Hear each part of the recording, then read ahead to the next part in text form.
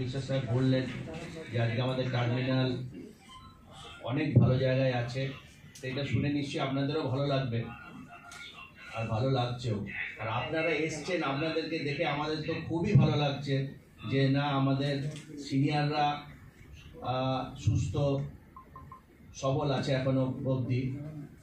আর কি আমরা যখনই তাদের কাছে কোনো পরামর্শ চাইবো তারা দেওয়ার জন্য প্রস্তুত আছে। তা এইটা দেখে আমাদের আর কি মন আপ্লুত হয়ে যায়। তা ইন্ডিয়ান অয়েল আমাদের জন্য অনেক কিছু দিয়েছে, আমাদের মেডিকেল থেকে আরম্ভ করে আমাদের আর্থিক থেকে আরম্ভ করে সব দিক থেকে সফল করে দিয়েছে আমাদেরকে। আমরাও ইন্ডিয়ান অয়েলকে সেরকমভাবেই সেই জায়গাতেই নিয়ে যেতে চাই যে জায়গাটায় ইন্ডিয়ান অয়েল ছাড়া অন্য কোনো অয়েল কোম্পানি সেখানে টিকতে পারবে না।